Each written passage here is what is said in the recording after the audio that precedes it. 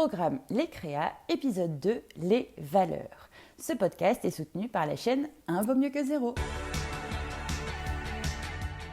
Hola ma belle créa, c'est le moment de parler ensemble d'un sujet fondamental et pourtant souvent qu'on zappe ou qu'on regarde un peu trop tard, les valeurs et les moteurs. C'est ce qui fait que ton business devient ton allié ou ton pire ennemi. Donc on va commencer par une vérité qui pique un peu. Beaucoup d'entrepreneurs se lancent avec une belle idée, une offre canon, un logo tout neuf, mais au bout de quelques mois, elles sentent qu'il y a un truc qui coince. Elles bossent, elles cochent toutes les cases, elles font tout comme il faut, et pourtant, elles ne se reconnaissent plus du tout dans ce qu'elles font, ça perd du sens, c'est pas ok, ça devient brouillon. Elles ont créé en fait une entreprise qui marche, ok, mais qui ne leur ressemble pas. Et là, soyons honnêtes, ça finit toujours de la même manière, épuisement, démotivation, perte de sens et j'en passe. Pourquoi ? Parce qu'en fait, elles ont oublié de se poser une vraie question importante avant de se lancer, et je dis bien avant de se lancer, c'est qu'est-ce qui est essentiel pour moi ? Et cette question, c'est celle en fait des valeurs et des moteurs. Donc d'abord, on va s'arrêter sur les valeurs. Tes valeurs, c'est ton GPS interne en fait. Les valeurs, c'est le système de navigation. Elles te disent où aller, comment, avec qui. Elles influencent tes décisions, tes relations professionnelles, ta manière de te vendre, de communiquer, de gérer ton temps, bref, absolument tout. Donc si tu ne les connais pas, tu vas te perdre.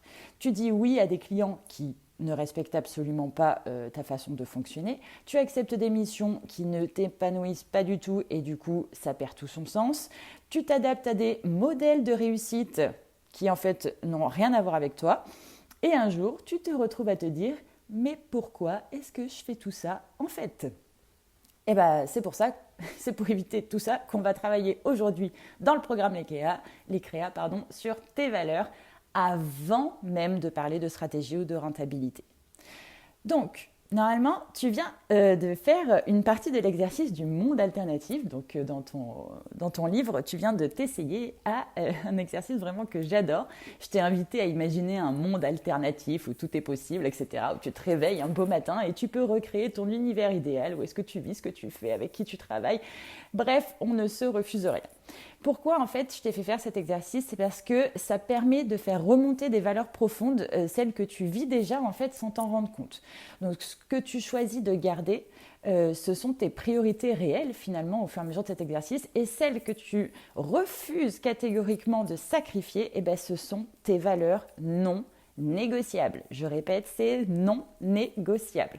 Et crois-moi, ces réponses-là, en fait, en disent souvent beaucoup plus long que 1000 bilans comptables. Donc, c'est pour ça qu'on commence par là. Encore une fois, il n'y a pas de bonne ou mauvaise réponse. Maintenant, du coup, dans cet épisode, je vais t'accompagner pour analyser tes réponses. Donc, l'objectif, c'est qu'on revoie ensemble chacune des questions et je vais te donner un petit peu des axes d'analyse pour que tu puisses encore plus te comprendre.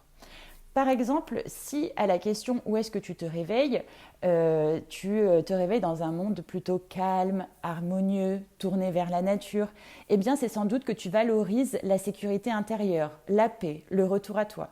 Si, différemment, l'univers dans lequel tu te réveilles, c'est un univers dynamique, collectif, foisonnant, en fait, là, cette fois-ci, ça va être plutôt la stimulation, la création, les échanges humains qui sont pour toi essentiels. Encore une autre solution, peut-être que tu t'es réveillé dans un lieu plus solitaire, mystérieux, spirituel. Et là, ça peut faire écho avec ton besoin de liberté, d'introspection ou de sens, qui est probablement central pour toi. Ensuite, pour la question suivante sur les 3 premiers éléments que tu mets en place dans ce nouveau monde, les premiers éléments, en fait, ils vont révéler tes priorités profondes. Donc, par exemple, si tu crées d'abord un système de liberté ou d'expression, encore une fois, là, c'est la créativité et l'autonomie qui sont vitales pour toi.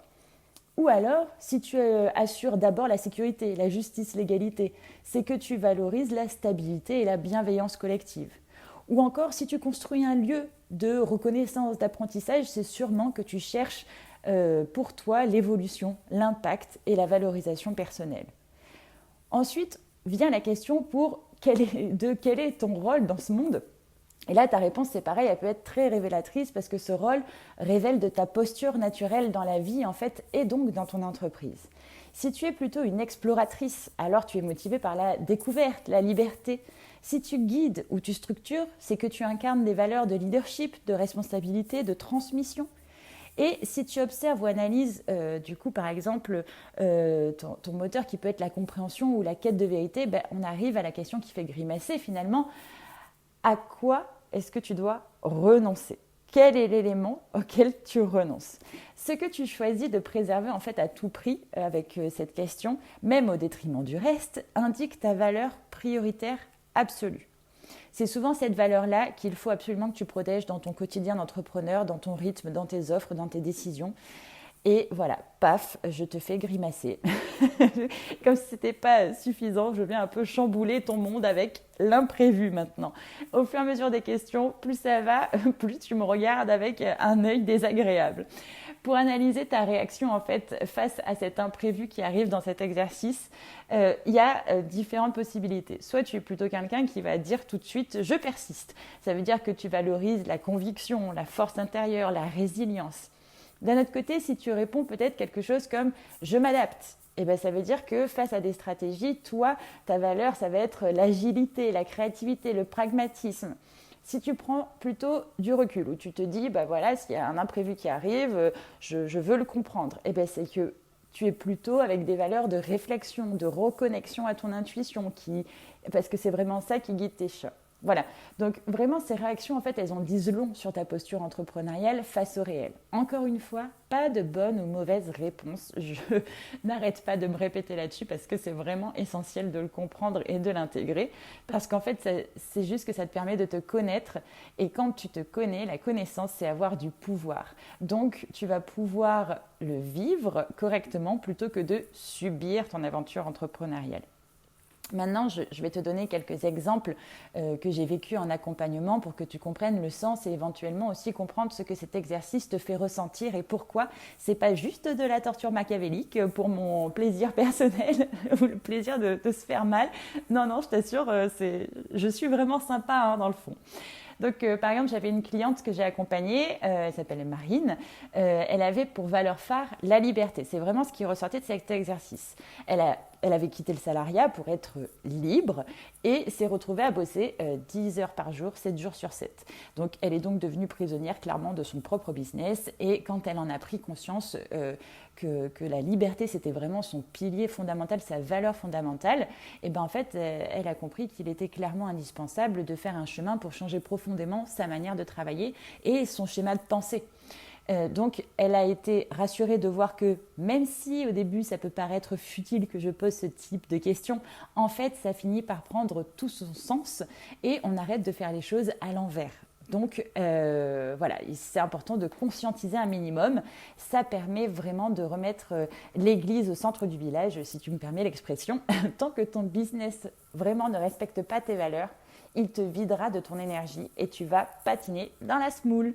Pour continuer dans les exemples, j'ai une autre cliente, Isa. Elle, par exemple, elle a vécu le syndrome de la page blanche. Devant cet exercice, c'était vraiment page blanche, impossible d'y répondre. Et en fait, ça lui a aussi fait ouvrir les yeux sur quelque chose, sur son incapacité à se projeter, son incapacité à rêver.